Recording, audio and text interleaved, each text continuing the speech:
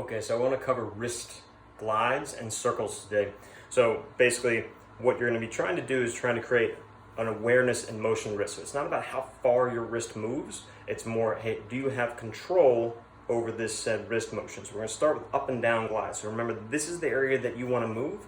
Rather than trying to move hand up and down, we're going to think wrist. So I'm going to show you from the side, and also show you from the front. So from the side, what you're going to do, if you're going to do an upward glide or a flexion glide, you're going to drive up from the top of the wrist, and then you're going to drop down. Fingers should just kind of be relaxed. You don't want them tensing up or moving in different directions.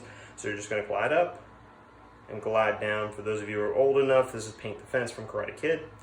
And you're just working on coming up and down. Now, as you come up, if you start notice that you come to the top and you flip directions and then you come back down, that's your brain just saying, hey, I don't know how to do this smooth transition. I'm just going to flip it. That's an issue. So we want to be able to slow that down so you can control the motion slowly and smoothly from both directions. From the front, it looks like this. So my elbow's not kicking out to the side, my shoulder's not coming up. I'm just raising the wrist up, gliding up and down from there. You're just trying to go smooth and slow. Fingers stay relaxed. This is a wrist motion rather than a hand motion.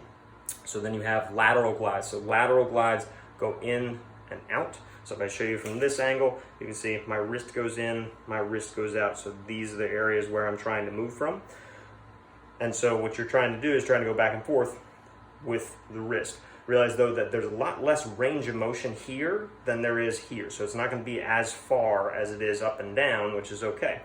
And so what you're going to do is you're going to glide the wrist to one side and you glide this to the other side. This is where people tend to do a lot with their fingers. So you want to be able to like relax the fingers, if anything like a soft fist, and just like let them stay there. And you're going to glide from one side to the other side. Just like with the up and down, you want this smooth, controlled transition that's going to take place for the wrist. Now, if you can notice maybe a little bit, if I try to go too fast, I start to get shaky right there. That means I'm doing it too hard. I need to ease up and smooth out that pattern back and forth. And so my elbow kind of stays on my side, so I'm not winging out to the side. There is a little, obviously, shoulder motion that takes place in and out, but it's the focus becomes on the wrist. So that then leads into circles. So it's just basically a combination of those.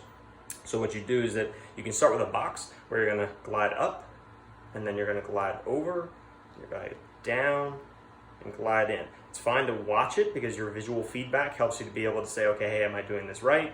Am I doing this wrong? So as you kind of go through those patterns, that was a little shaky for me on the top, so I'd have to slow that down.